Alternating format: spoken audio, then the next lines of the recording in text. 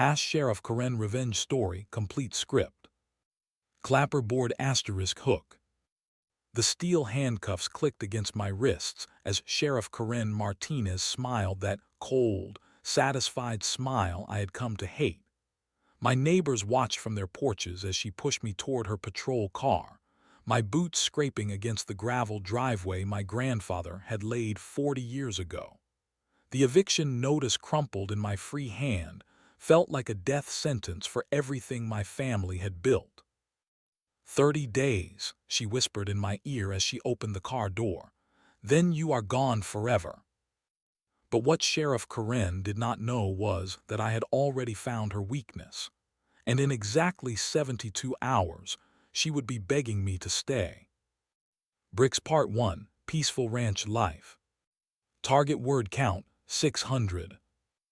3 generations of my family had called this place home. The Martinez Ranch sat on 200 acres of rolling Texas hill country, where my great-grandfather first planted roots after coming north from Mexico in 1952. He built the main house with his own hands, stone by stone, beam by beam, creating something that would last forever. I remember waking up every morning to the sound of cattle lowing in the distance and the whistle of wind through the oak trees. My boots would hit the wooden porch, and I would breathe in that clean air that only comes from living far from the noise and chaos of the city. This was peace. This was home. This was everything I had ever wanted. The daily routine never felt like work to me. Feeding the cattle at dawn, checking fence lines, maintaining the old equipment my father had passed down to me. Every task connected me to something bigger than myself. When I walked the property lines, I could feel the history beneath my feet. My great-grandfather's sweat, my father's determination, my own hopes for the future. My neighbors were good people who had known my family for decades. Mrs. Patterson from the adjoining farm would wave every morning as she collected eggs from her chicken coop. Old Tom Bradley would stop by on weekends to help with repairs, sharing stories about my father from when they were young men. The community was tight-knit, built on trust and mutual respect. The town of Cedar Creek was small enough that everyone knew everyone. We had one main street, a handful of businesses, and a sheriff's department that had never given me a moment's trouble. I had lived my entire 34 years without so much as a parking ticket. When I saw patrol cars, I would wave. When I met deputies at the hardware store, we would chat about the weather or the high school football team. Life was simple, honest, and good. I had no idea that storm clouds were gathering on the horizon. My first encounter with Sheriff Karen Martinez seemed innocent enough. She had been elected just 6 months earlier, promising to bring law and order to our quiet community. I met her at a traffic stop on Highway 6, just outside town limits. She was professional, efficient, and stern in a way that seemed appropriate for someone in her position. "License and registration," she had said, her voice carrying that authoritative tone that all law enforcement officers seem to master. I handed over my documents and waited while she ran my information. Everything checked out clean, as it always did. She handed me back my license without a smile or unnecessary conversation.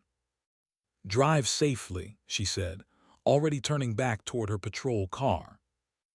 I thought nothing of it at the time. Just another routine interaction with local law enforcement. But looking back now, I can see something in her eyes that I missed then. A calculating look, as if she was already sizing me up for something I could not yet understand. The ranch property had one unique feature that would later become the center of our conflict. A large gravel parking lot sat right at the border between my land and the town limits. For as long as anyone could remember, town employees and sheriff's deputies had parked there during their shifts. It was convenient, informal, and had never caused any problems for anyone. I had no way of knowing that this simple arrangement would soon become the weapon I needed to fight back against the most corrupt law enforcement officer I had ever encountered. Bricks Part 2, First Signs of Trouble. Target word count, 650. The first warning sign came on a Tuesday morning in early spring. I was fixing a broken gate post when I saw the patrol car coming up my driveway, dust trailing behind it like a signal flare. Sheriff Karen Martinez stepped out, clipboard in hand, wearing the kind of expression that meant trouble for someone. "Mr. Martinez," she said, not bothering with pleasantries, "I need to conduct a property inspection." I set down my tools and walked over, confused but cooperative. "What kind of inspection, Sheriff?" She did not answer directly. Instead, she began walking around my property, measuring distances between fence posts, taking photographs of outbuildings that had stood there for decades, and writing notes on her clipboard with the intensity of someone documenting a crime scene. "This fence is 6 inches too high according to County Ordinance 47B, she announced, pointing at the same fence that had been approved by 3 previous administrations. "And this shed does not have proper permits on file." I felt my stomach tighten. "Sheriff, that shed was built by my father 20 years ago. It passed all inspections back then." Her eyes went cold. "Things change, Mr. Martinez. Regulations get updated. Property owners are responsible for staying current." Over the next 2 weeks, she returned 4 more times. Each visit brought new citations, new violations, new problems that had supposedly existed for years without anyone noticing. The livestock permits that had been renewed annually without issue were suddenly incomplete. The gravel driveway was improperly maintained. Even the mailbox was cited for being non-regulation height. I began to realize this was not about code enforcement. This was personal. My attempts to handle the situation diplomatically started with a phone call to Mayor Henderson. He was a decent man who had known my family for years, and I hoped he could shed some light on what was happening. "Jim," I said when he answered, "I need to talk to you about Sheriff Martinez. She has been citing me for violations that do not make sense." There was a long pause on the other end of the line. "I heard about that, son. Look, Karen is thorough. Maybe just fix whatever she is asking for and it will blow over." But it did not blow over. It got worse. The citations were expensive to fight, and each one required either immediate compliance or a court appearance that would cost me money I did not have. I found myself driving to the county courthouse twice a week, sitting in cramped waiting rooms, listening to my name called for hearings about fence heights and shed permits. During one of these visits, I overheard a conversation between 2 county clerks that made my blood run cold. "That Martinez woman is really going after the Martinez ranch," one of them said, not realizing we shared the same last name. "Word is she has big plans for that property, something about expanding the town limits." The pieces started falling into place. Sheriff Karen Martinez was not interested in code enforcement. She was interested in my land. I began researching property records, town council minutes, and zoning maps. What I discovered made me sick to my stomach. There were preliminary discussions about a new municipal complex that would require expanding the town boundaries. My ranch sat right in the middle of the proposed development zone. Sheriff Martinez was not just harassing me for sport. She was trying to force me off my land so the town could acquire it through eminent domain or tax seizure. The citations and violations were designed to create a paper trail, showing that I was an irresponsible property owner who could not maintain his land to community standards. When I confronted her about this during her next visit, Her response told me everything I needed to know. "Mr. Martinez," she said with that cold smile, "some people are meant to be part of a community's growth. Others are obstacles to progress. I suggest you figure out which one you want to be." That was when I knew I was in a fight for everything my family had built, and Sheriff Karen Martinez had no intention of fighting fair. Bricks Part 3: Escalating Harassment Campaign. Target word count: 700. What started as weekly harassment quickly escalated into daily torture. Sheriff Martinez began treating my ranch like her personal patrol zone, showing up at all hours with different excuses and increasingly absurd violations. Some days she would arrive before dawn, claiming to investigate noise complaints from neighbors who lived miles away. Other times she would appear just as I was sitting down for dinner, demanding to inspect equipment that she had already inspected the week before. The financial pressure was crushing me. Every citation came with a fine that had to be paid within 30 days or doubled. Every court appearance required taking time off from ranch work, which meant losing money while spending money on legal fees. I was fighting battles on multiple fronts, and Sheriff Martinez knew exactly what she was doing. "We received another complaint about your livestock," she announced during one surprise visit, accompanied by two deputies who looked uncomfortable with the situation. "Someone said your cattle are wandering onto the road." I knew this was impossible. My fences were secure, my gates were locked, and I checked my property boundaries daily. But I also knew that arguing would only make things worse. "Can you tell me who made the complaint?" I asked, trying to keep my voice steady. "That information is confidential," she replied, writing another citation. "But I am going to need you to install additional fencing along the eastern border, county standard height, with reflective markers every 50 feet. The cost of that fencing would be nearly $3,000, money I did not have for a problem that did not exist." Deputy Williams, a young man who had grown up in Cedar Creek, caught my eye and shook his head slightly. It was a small gesture, but it told me that even some of her own officers were uncomfortable with what was happening. Later that week, I ran into Deputy Williams at the feed store. He glanced around to make sure we were alone before speaking. "Mr. Martinez," he said quietly, "I want you to know that not all of us agree with what is happening out at your place." "Then why do you go along with it?" I asked, more curious than angry. He sighed deeply. "Because she is the sheriff, and she has made it clear that anyone who questions her methods will find themselves looking for a new job. I have got a wife and 2 kids to think about." That conversation revealed the scope of Sheriff Martinez's control over the department. She was not just abusing her power against me.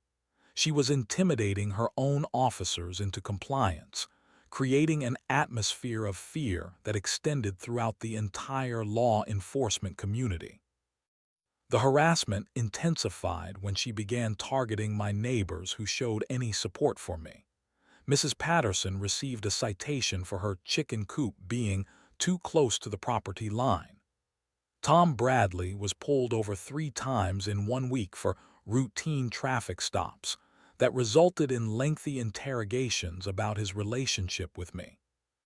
The message was clear: anyone who helped me would become her next target. The breaking point came when Sheriff Martinez arrived at my ranch with a warrant to search my property for illegal substances. She claimed that an anonymous tip had reported suspicious activity, but I knew this was another fabrication designed to humiliate and intimidate me. "You have the right to refuse," she said with that same cold smile, "but that might make us think you have something to hide."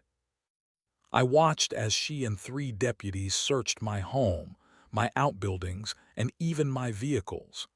They found nothing, of course, because there was nothing to find. but the violation of my privacy and dignity was complete.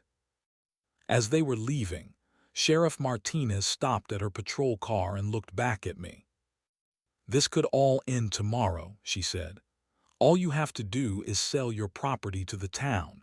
We are prepared to make a fair offer." "And if I refuse?" I asked. Her smile turned predatory. "Then we keep looking until we find something. And trust me, Mr. Martinez, we always find something eventually." That night, I sat on my porch and stared out at the land my great-grandfather had fought to build. 3 generations of sweat, sacrifice, and dreams were under attack by a corrupt sheriff who saw my family's legacy as nothing more than an obstacle to her ambitions. I realized that playing defense was not going to save my ranch. If I wanted to survive this, I was going to have to fight back. Bricks Part 4, The Breaking Point. Target word count, 650. The official eviction notice arrived on a Monday morning that started like any other. I was feeding the cattle when I heard the patrol car coming up the driveway, followed by a second vehicle I did not recognize. Sheriff Martinez stepped out of her car with a manila envelope in her hand, and that same satisfied expression she wore whenever she was about to destroy someone's life. "Mr. Martinez," she called out as I walked toward her, "I have some paperwork for you." The man from the second car introduced himself as a process server. He handed me the envelope with the kind of practiced indifference that comes from delivering bad news for a living. I opened the envelope right there in my driveway, my hands shaking slightly as I read the legal documents inside. The county was filing for immediate eviction based on continued violations of health and safety codes and failure to maintain property to community standards. I had 30 days to vacate the premises or face criminal charges for trespassing on condemned property. 30 days, Sheriff Martinez said, her voice dripping with false sympathy. That should be enough time to find somewhere else to live, maybe somewhere more suitable for your lifestyle. I stared at the papers, feeling like the ground was falling away beneath my feet. Everything my family had built, everything we had sacrificed for, was being stolen by a corrupt sheriff and her conspiracy of bureaucrats who saw my property as nothing more than a development opportunity. "You cannot do this," I said, my voice barely above a whisper. "I can do whatever the law allows," she replied. "And the law is very clear about properties that pose a public safety risk." After they left, I spent the rest of the day in a haze of anger and despair. I called every lawyer I could afford, but the legal fees for fighting an eviction would cost more than I could possibly raise in 30 days. The system was rigged against me, and Sheriff Martinez knew it. That night I could not sleep. I kept thinking about my great-grandfather, who had come to this country with nothing and built something lasting through sheer determination and hard work. I thought about my father, who had maintained this ranch through economic downturns and natural disasters that would have broken weaker men. I thought about all the blood, sweat, and dreams that were soaked into this soil. I was not going to let them take it without a fight. I spent the next morning going through every legal document related to my property. Deeds, surveys, tax records, zoning maps, and municipal agreements that dated back decades. Most of it was routine paperwork that I had seen before, but I was looking for anything that might give me leverage against Sheriff Martinez and her allies. Then I found it. Buried in a stack of papers from the 1990s was a survey map that showed the exact boundaries of my property. The large gravel parking lot that town employees used every day was not on town property. It was on my land. For over 20 years, the town had been using my property as a parking lot without any formal lease agreement, without paying rent, and without my explicit permission. They had simply assumed that the informal arrangement my father had allowed would continue forever. I stared at that survey map for a long time, feeling something I had not felt in months: hope. Sheriff Martinez had been using my own property to park her patrol cars while she planned my eviction. The irony was almost too perfect to believe. She had been standing on my land, using my facilities, while telling me that I had no right to be there. I pulled out my phone and called the first property lawyer on my list. "I need to ask you about tenant rights and property leases," I said when he answered. "How much can I charge someone who has been using my land without permission?" The conversation that followed changed everything. Not only could I charge the town for their unauthorized use of my property, but I could set the rental rate at fair market value and demand back payment for every year they had been parking there without a lease. Sheriff Martinez wanted to play hardball with property rights. I was about to show her what property rights really looked like. Bricks Part 5: Strategic Planning and Preparation. Target word count: 750. The next 2 weeks were the most intense of my life. I threw myself into research and preparation with the same determination my great-grandfather had shown when he first carved this ranch out of raw land. Every moment Sheriff Martinez was not harassing me was a moment I could use to build my counterattack. My first step was confirming the legal standing with 3 different property attorneys. The consensus was unanimous and encouraging. The town had been using my land without permission for over 2 decades, creating what lawyers call adverse possession in reverse. Instead of someone stealing my land by using it, I had been unknowingly providing free parking to the very people who were now trying to evict me. Attorney Sarah Chen was the most direct about my options. "You have every right to charge fair market value for commercial parking," she told me during our consultation. "In this area, that is about $40 per space per month. How many spaces are we talking about?" I had counted them myself. 32 regular parking spaces plus 6 spaces for patrol cars. The math was staggering. At $40 per space per month, the town owed me over $18,000 per year in back rent. Multiply that by 20 years of unauthorized use, and they owed me more than enough to cover my legal fees and then some.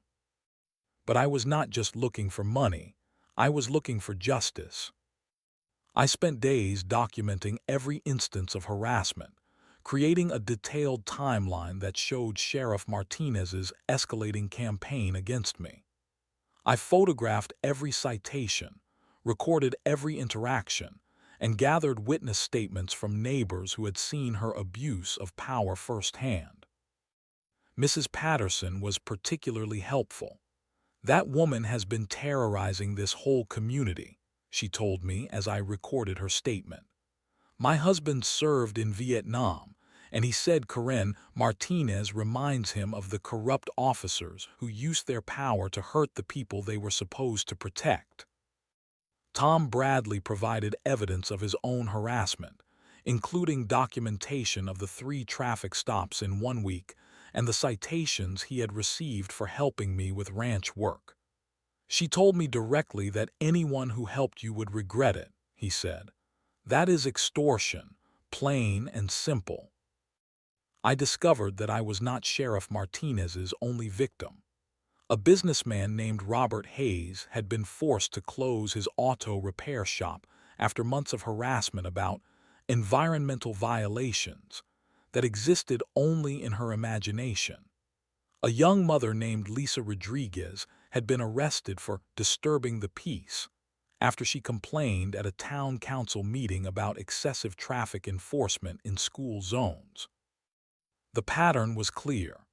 Sheriff Martinez used her badge as a weapon against anyone who opposed her or inconvenienced her political ambitions. She had created a reign of terror in our small community, and people were afraid to speak out because they knew she would retaliate. But fear works both ways, and I was about to give her something to be afraid of. My strategy crystallized around the parking lot because it represented everything that was wrong with Sheriff Martinez's approach to law enforcement. She believed she could take whatever she wanted, ignore property rights, and steamroll over anyone who stood in her way. The parking lot would prove that even corrupt sheriffs have to follow the law. I researched commercial parking rates throughout the county and prepared professional lease agreements that would charge the town fair market value for every space. I calculated penalty fees for unauthorized use and included interest on back payments that stretched back 2 decades. The total amount was shocking even to me. Between back rent, penalties, and interest, the town owed me over $400,000 for their unauthorized use of my property. But the money was secondary to the principle. I was going to show Sheriff Martinez that property rights cut both ways. If she wanted to use zoning laws and code enforcement to steal my land, I was going to use property laws and lease agreements to make her pay for it. I prepared everything with the same attention to detail that she had used in her harassment campaign against me. Every document was professionally prepared, every calculation was verified by accountants, and every legal claim was supported by evidence that would hold up in court. The day before I served the town with my demands, I called my father's grave and told him what I was about to do. "Dad," I said, standing next to his headstone in the cemetery where 3 generations of my family were buried, "I am about to start a war, but I think you would be proud of the way I am going to fight it." The next morning, I put on my best suit and drove to the town hall with a briefcase full of legal documents that would change everything. Bricks Part 6, the Counter-Strike BGINS. Target word count, 800. I arrived at the town hall at exactly 9 o'clock on a Wednesday morning, carrying a briefcase that contained the most important documents of my life. The secretary at the front desk looked up as I approached, probably expecting another defeated citizen coming to pay fines or request permit extensions. "I need to serve legal notice to the mayor and the town council," I said, setting the briefcase on her desk. "This concerns unauthorized use of private property for municipal parking." Her expression changed from bored indifference to confusion. "I am sorry, what?" I opened the briefcase and pulled out the first set of documents. "The town has been using my property as a parking lot for over 20 years without a lease agreement. I am formally demanding immediate payment of back rent plus ongoing monthly fees, or complete cessation of parking on my land." The secretary stared at the papers as if they were written in a foreign language. "I think you need to speak with the mayor about this." Mayor Henderson was in a budget meeting when his secretary interrupted with news that would turn his day upside down. He came to the lobby looking confused and slightly annoyed, but his expression changed quickly when he saw the survey maps and legal documents I had prepared. "Jim," he said, his voice strained, "what is this about?" I spread the survey map across his desk, pointing to the clearly marked property lines that showed the parking lot sitting squarely on my land. "For 20 years, the town has been using my property without permission and without payment. That ends today." He studied the map, his face growing pale as he realized the implications. "Your father never mentioned anything about this being your land." "My father was a generous man who did not mind helping his community," I replied. "But my father is not being evicted by a corrupt sheriff who thinks she can steal whatever she wants." I handed him the lease agreement, which laid out the terms in clear, unambiguous language. Fair market rate for commercial parking. Monthly payments due on the first of each month. Immediate payment of back rent totaling $418,000. Mayor Henderson nearly dropped the papers. $400,000. We do not have that kind of money in the municipal budget. Then I suggest you stop using my property immediately, I said. Because, as of tomorrow morning, any vehicle parked on my land without a signed lease agreement will be considered trespassing. I left the town hall and drove straight to the hardware store, where I purchased 38 orange traffic cones, 4 rolls of yellow caution tape, and a dozen metal signs that read "Private Property. No parking VIOLATORS will be TOWED." The installation took most of the afternoon. I placed cones at every entrance to the parking lot, strung caution tape across the access points, and posted signs every 50 feet around the perimeter. The message was clear, professional, and legally bulletproof. Sheriff Martinez arrived within 2 hours of my finishing the installation. She came screaming up the driveway in her patrol car, brakes squealing as she stopped just short of the orange cones. The door slammed behind her as she stormed toward me, her face red with rage. "What the hell do you think you are doing?" she shouted, pointing at the barriers. "Protecting my property rights," I replied calmly. "The same property rights you have been violating for months." "You cannot block official parking," she yelled. "This interferes with police operations." I pulled out a copy of the survey map and held it up for her to see. "This is my land, Sheriff. If you want to park here, you need to sign a lease agreement and pay rent like everyone else." Her eyes went wide as she realized what I had done. For months, she had been using property law to attack me, filing citations for violations that existed only in her imagination. Now I was using the same legal system against her, and there was nothing she could do to stop me. "I will have you arrested for interfering with official business," she threatened. "On what charges?" I asked. "Posting signs on my own property, installing barriers on my own land.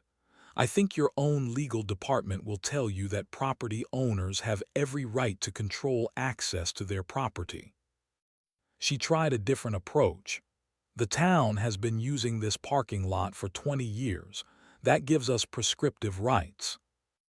I smiled for the first time in months. Prescriptive rights require hostile, continuous use without permission. My family gave permission for the original arrangement, but that permission can be revoked at any time, especially when the town is trying to evict me from my own land. The legal trap I had set was perfect. Sheriff Martinez could not claim prescriptive rights because my family had originally given permission for the parking arrangement. But she also could not claim that permission was permanent because no formal lease had ever been signed. Word spread through the town faster than wildfire. By evening, everyone knew that the rancher who was being evicted had blocked the town parking lot and was demanding hundreds of thousands of dollars in back rent. The story was too good not to share, and social media amplified it beyond our small community. Local news stations picked up the story by the next morning.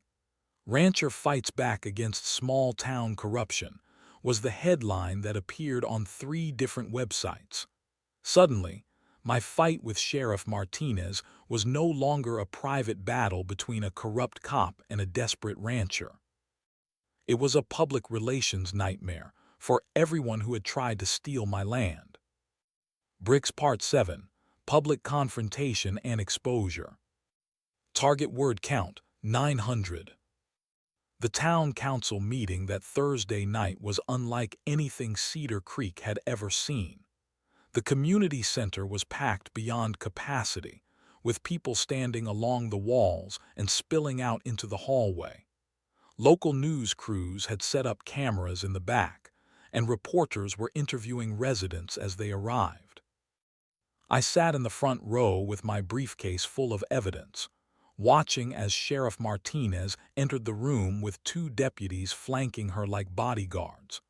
She had clearly expected to intimidate people into silence, but the atmosphere was electric with anticipation rather than fear. Mayor Henderson called the meeting to order and immediately addressed the parking lot situation. "We are here tonight to discuss the property dispute between the town and Mr. James Martinez regarding the municipal parking area." That was when everything changed. Mrs. Patterson stood up from her seat in the third row, her voice carrying clearly across the crowded room. "We are not here to talk about parking spaces. We are here to talk about a sheriff who has been terrorizing this community for too long." The crowd erupted in applause, and I realized that my fight had become something much bigger than a property dispute. People had been waiting for someone to stand up to Sheriff Martinez, and my parking lot protest had given them the courage to speak out. One by one, citizens came to the microphone to share their stories of harassment, intimidation, and abuse of power. Robert Hayes described how Sheriff Martinez had destroyed his auto repair business with fabricated environmental violations. Lisa Rodriguez tearfully recounted her arrest for speaking out at a previous town council meeting. An elderly man named Frank Morrison told the room how Sheriff Martinez had threatened to arrest his grandson for loitering after the boy had stopped to help a neighbor with yard work. A local business owner named Sarah Kim described being pulled over 5 times in 2 weeks after she had refused to donate to Sheriff Martinez's re-election campaign. The pattern was undeniable. Sheriff Martinez had been running a protection racket disguised as law enforcement, targeting anyone who opposed her or inconvenienced her political ambitions. Sheriff Martinez tried to maintain control by intimidating the speakers. "These are serious accusations," she announced from her seat near the front. "Anyone making false statements about law enforcement officers should be aware that they could face charges for defamation." But her threats only made people angrier. The community had reached a breaking point, and they were no longer afraid of her retaliation. The most damaging testimony came from Deputy Williams, who had finally found the courage to speak out against his own boss. He walked to the microphone with his badge and service weapon, setting them on the podium before he began to speak. "I have served this community for 8 years, he said, his voice shaking with emotion. "I became a deputy because I wanted to protect people and serve justice. But under Sheriff Martinez, this department has become something I cannot be part of anymore." He described the culture of fear within the sheriff's department, where deputies were ordered to target specific citizens for harassment. He talked about evidence that had been fabricated, reports that had been falsified, and arrests that had been made without probable cause. She told us that anyone who refused to follow her orders would be fired and blacklisted from law enforcement in this state, Deputy Williams said. "But I would rather lose my job than lose my soul." Sheriff Martinez jumped to her feet, her face purple with rage. "This is a conspiracy to undermine law enforcement," she shouted. "These people are criminals trying to avoid accountability." That was when I stood up and walked to the microphone. "Sheriff Martinez," I said, looking directly at her across the crowded room, "you have spent months trying to evict me from land my family has owned for 3 generations. You have filed false citations, fabricated violations, and threatened my neighbors for supporting me. But there is one thing you forgot to check before you started your campaign against me." I pulled out the survey map and held it up for everyone to see. "You forgot to check whether the parking lot where you park your patrol car every day is actually on town property." The room fell silent as people realized what I was saying. "For 20 years, you have been parking on my land without permission and without payment. While you were citing me for imaginary violations, you were actually violating my property rights every single day. I pulled out the lease agreement and the calculation of back rent.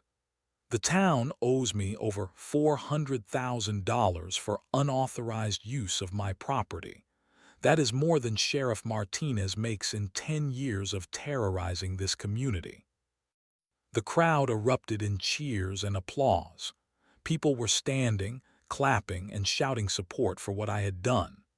Sheriff Martinez looked like she wanted to arrest everyone in the room, but she was vastly outnumbered and completely outmaneuvered.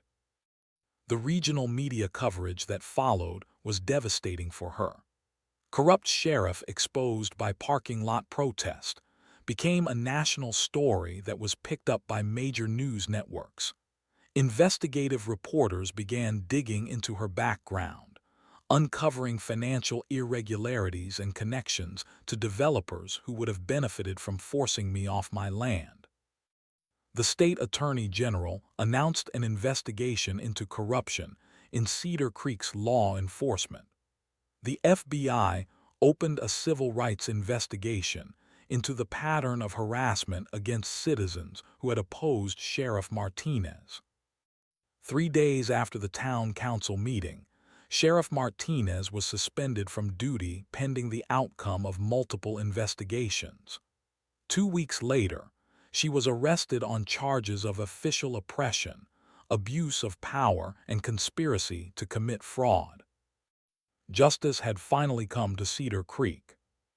Bricks Part 8, Justice SERVAD and Resolution. Target word count, 600. The trial of Sheriff Karen Martinez became the biggest news story in our county's history. For 3 weeks, prosecutors presented evidence of systemic corruption that shocked even the most cynical observers. Financial records showed kickbacks from developers. Recordings revealed conversations about framing innocent citizens. Testimony from her own deputies painted a picture of a law enforcement agency that had become a criminal organization. I testified for 2 full days, walking the jury through every citation, every harassment visit, and every threat that Sheriff Martinez had made against me and my family. The parking lot dispute became the centerpiece of the prosecution's case, demonstrating how she had used her badge to steal from the very citizens she was sworn to protect. The jury deliberated for less than 4 hours before returning guilty verdicts on all charges. Sheriff Karen Martinez was sentenced to 12 years in federal prison for civil rights violations, conspiracy, and racketeering. She would never again hold a position of public trust. The town settled my lawsuit for $600,000, which covered all my legal fees, the harassment damages, and the back rent for the parking lot. More importantly, they agreed to a formal lease agreement that would provide steady income for my ranch for years to come. The new sheriff, elected in a special election, was Deputy Williams. His first official act was to apologize publicly to every citizen who had been harassed by his predecessor. His second act was to implement new policies requiring body cameras and independent oversight of all law enforcement activities. My ranch life returned to its peaceful rhythm, but I was forever changed by the experience. Every morning when I walked out to feed the cattle, I could see the parking lot where town employees now parked under a proper lease agreement. It served as a daily reminder that justice is possible, but only when people are willing to fight for it. Neighbors still stop by to thank me for having the courage to stand up to corruption when they could not. Mrs. Patterson brings me fresh eggs every week and tells me that my father would be proud of what I accomplished. Tom Bradley helps with ranch work and shares stories about how much better life has become since Sheriff Martinez was removed from power. The community healing process took time, but it was remarkable to watch. Citizens who had been afraid to speak out for years began attending town council meetings and participating in local government. Business owners who had been targeted for harassment reopened their shops. Young people who had considered leaving town decided to stay and build their futures here. The parking lot rent provides steady income that has allowed me to modernize the ranch and expand the cattle operation. I hired 2 local teenagers to help with daily chores, giving them the same opportunities for honest work that my grandfather had provided for young people in his generation. Sometimes I stand on my porch in the evening and think about the lesson this experience taught me. Corruption thrives when good people remain silent. Bullies continue their behavior when no one stands up to them.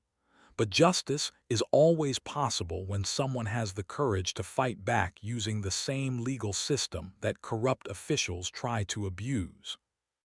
My great-grandfather came to this country with nothing and built something lasting through determination and hard work. My father maintained that legacy through economic hardships and personal challenges. I defended it against a corrupt sheriff who thought she could steal whatever she wanted. The Martinez Ranch will be here for future generations, and they will inherit not just the land, but the knowledge that property rights matter. Justice is worth fighting for, and sometimes the best weapon against corruption is simply telling the truth. Sheriff Karen Martinez learned that lesson the hard way, and I made sure she would never forget it.